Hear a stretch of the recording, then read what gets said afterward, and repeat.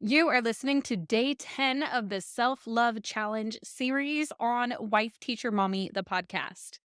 It's time to talk about people pleasing. Are you ready? Let's go.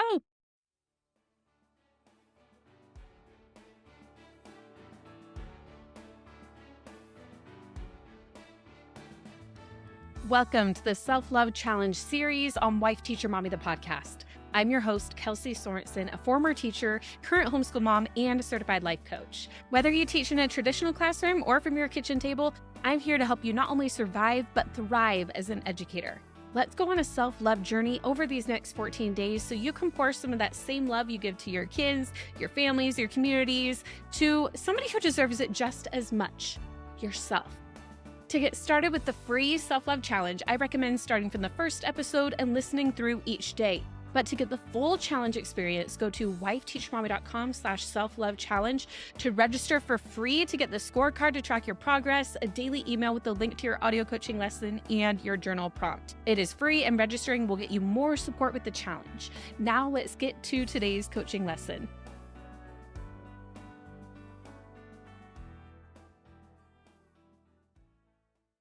As you heard, our topic for today is people pleasing. We're going for it now. We're in day 10. We can do this, my wonderful teacher friend. Now, I really wanted to talk about people pleasing today because it is something that all of us tend to do every now and then because we are human. And as we've talked about, and we'll dive into even more tomorrow, we are wired for connection with each other. And because of this, we don't like the feeling of disconnection from each other. So that's what we're going to focus on today. Now, some people pleasing can be because we want approval and validation from others, which we're going to talk about even more tomorrow about validation and what we want from other people. But what all people pleasing tends to have in common is that we tell ourselves we're doing it because we want to make the other person happy. But as I'm about to show you, that's usually actually not the full truth. Let me give you an example from inside our Ask a Coach portal in Wife Teacher Mommy Club. Now, there's a good chance you don't know what that is. So let me just explain for a second. So Wife Teacher Mommy Club is our signature coaching program. And the biggest part of that is that you get to come and join me and other Wife Teacher Mommy Club coaches on calls. I generally do a call about once a week, and then we have another panel of coaches. So we usually have about 2 calls a week. You can come on and get coached, or we teach on a variety of topics and everything. So that is like the highlight. All of those get put onto a podcast feed. Also, there's our resources and our Educate and Rejuvenate events and the other things. But there's this other feature in there when you're logged in that you can go to the Ask a Coach portal. And this is where you can submit a question to our coaches at any time, like whatever you're struggling with, like you can just get it out. You can do your like brain dump, your thought download of all your thoughts, like as you're like observing yourself, get it all in there. And if you need help looking at it from a more objective perspective, because we can only get so objective, right? We become the observer, but sometimes it helps to bring in another observer as well, especially a trained life coach. So in the Ask a Coach portal, you get to submit a question. We get back to you as soon as we can, and it's in the portal. The great thing about the portal is you submit a question, it's anonymous, but then you can also read other people's questions too and search and see, oh, has anybody asked about this before, and read the other responses. In fact, you can hear a bunch of Ask a Coach examples on the podcast. If you go back to the episode, I don't remember the number, but it is called Your Biggest Teacher Questions Answered by Me. I took a bunch of the Ask a Coach questions that I had answered, and I actually read the questions and answers aloud on the podcast, which I'm about to do with just one right now for you. So if you are a Wife Teacher Mommy Club member and you're not utilizing that feature, make sure to make good use of it. It is really quite awesome. I love using it in the membership that I'm in because even as a coach, sometimes it's nice to get that outside perspective. Like I'll even put, here's my model. Like recently I put one in and they're like, you know what? I actually think that thought isn't what's causing a problem for you. I think it's something deeper. And they were right. And that helped me to get in the right direction to see what was really going on for myself. And it was great because I haven't been able to attend any of the calls in that membership recently, but I got so much just from submitting that question. So if you're not in the club, it's a great reason to join, another way to get personalized support with whatever you need. But anyways, so now that I've explained what it is, so you know exactly what I'm talking about, I want to share an example of a question that came in from one of our members. They wrote in and said the following about a conflict with their teacher team. Here's what she had to say. When I suspect that someone is upset with me, I immediately start worrying. It takes up so much negative energy and space. Also, when we do meet to talk it over, I've usually magnified the problem to where it is even bigger than it was. Any advice?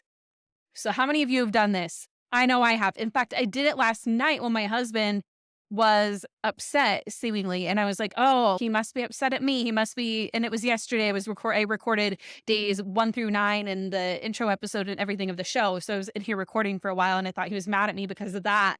Um, Turns out he was just hungry, but I just kept being like, "Why are you upset?" And inside, I was like, kind of causing all this feelings inside myself. So again, even as a life coach in the middle of recording this self-love challenge, again, we're all human. So we all do this. But in this case, she says she wants to make this person happy, right? She is trying to people please this teacher team member, even when she didn't even know what they wanted, right? She was just like, I suspect they're upset. Now I'm trying to people please. I'm going to like do what I can about this situation to try to make this person feel better. Of course, we do this when we know what they want to. So if I tried to find the reason with my husband, other times they might even say exactly like, I wish you would have done this. I wish you would have done that. Or I want you to do this. So we try to people please and do what they want if we know what it is. If we don't, we try to figure it out. So the reason I share this example is because of the question I asked her in my response that I feel it can apply in any sort of people pleasing situation, whether it's one like this where you're like, I just think they're upset, or whether it's like, I'm doing this because I just want to make them happy. Here is what I had to say to her. So I said, the first thing we would say in coaching is to notice that you are getting into someone else's model. So tapping onto my response for a sec. So for those of you listening, again, the model is when we look at our circumstances, divide it from our thoughts, separate the thoughts and the circumstances, and we realize that it's not our circumstances, but our thoughts that drive our feelings, our actions, and results. So when I say we're getting into someone else's model, we're trying to look at their thoughts and feelings and manipulate their actions and results instead of staying in our own. Okay, back to my response. This means that you're not, and I guess I explained it in my response right after. This means that you're not staying in your lane about whatever the situation is, but you're getting into their thoughts, feelings, and actions rather than your own. Oftentimes, this leads us to make assumptions, whether they be true or not. Example, they used a certain tone of voice and we automatically assume they are upset. Maybe they are, or maybe they even tell us as such and we aren't just guessing, but other times we are making situations in our heads that aren't reality since we don't have all the information about what is going on inside their head. And oftentimes that leads to people pleasing and unintentionally trying to manipulate or control the situation to try to fix it. If that is the case, this is often where making the situation worse happens. So the question to think about when this comes up is, am I trying to fix this for that person's sake, or do I want to fix it so I can feel better and stop worrying? Sometimes when we really stop and think about it, it is the latter. In general, as humans, we don't like feeling negative emotions. So a lot of times it's not the full truth that we just want them to feel better. We also want to feel better. We don't want to be worried about the situation. So if we fix it for them, they'll stop doing things that we say are making us feel worried or whatever we're feeling. And this member actually came back to a coaching call and said it was a huge aha moment for her and that she was doing the people pleasing because she wanted to feel better. And she said in her original as she even said in that original question I read, she was worrying and she didn't want to have to worry about what they thought anymore. So she was trying to please them so she could stop worrying about it. Unfortunately, it doesn't work that way. We can never control what other people think. We could be teacher of the year and people could still be upset. We can't control them. But when we try to people please, what happens is we abandon ourselves in the process. So self-abandonment is a less common term than people pleasing, but I think it needs to be more well known so we realize what we're actually doing. It is what happens when we are people pleasing often. Self-abandonment is a pattern of neglecting or disregarding our own needs and well-being in favor of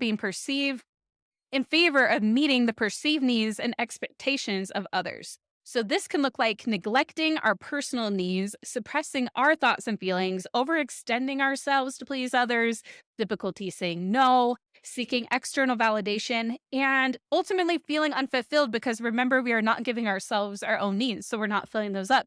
It stems from fear of rejection or criticism and being afraid of all the feelings that come with that. So instead, we think that abandoning our own needs is easier than not meeting their needs. But is abandoning our own needs loving ourselves? We're talking all about self-love right now. And that is not self-love. As we've been talking about this whole challenge, we don't want to avoid our needs for the sake of other people. But if you can relate to this, you're not alone. This is something that many of us have found ourselves doing. I dove into this work a lot with my therapist and my life coach, And just by diving in internally with all my studies and my certification and beyond, I do this same thing we all do. And this is why, through the observation of ourselves that we've been talking about this whole challenge, we can understand more why we are doing this. Then we can choose a new direction by setting healthy boundaries and keeping them.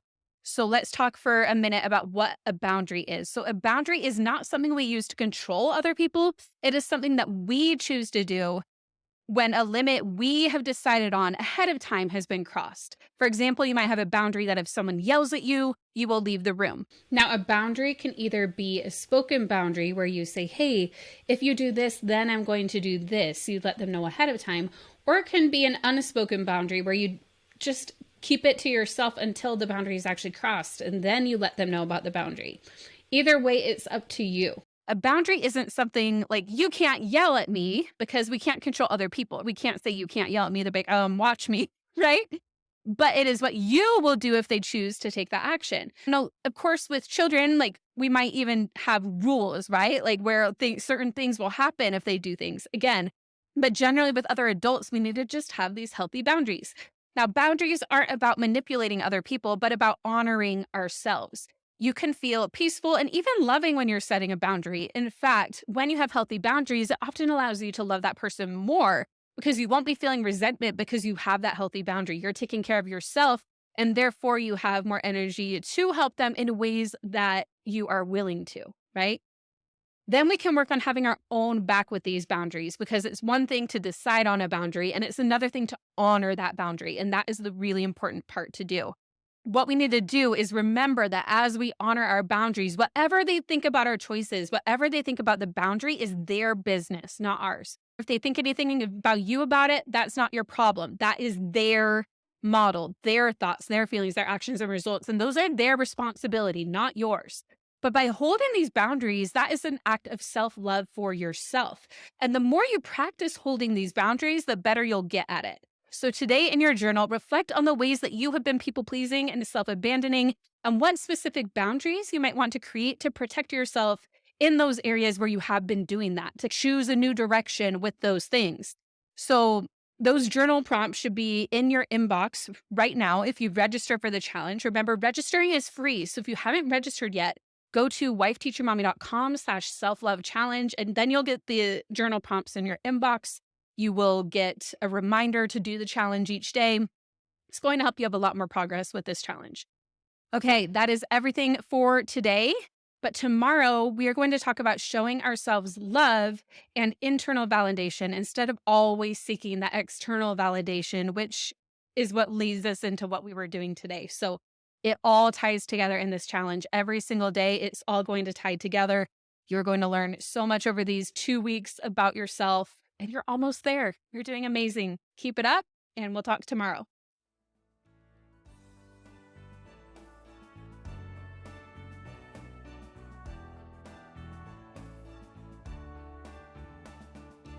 Thank you for participating in our self-love challenge. For the complete challenge experience, make sure to go to wifeteachermommy.com/self-love challenge to get the scorecard and a daily email with each of the journal prompts for free.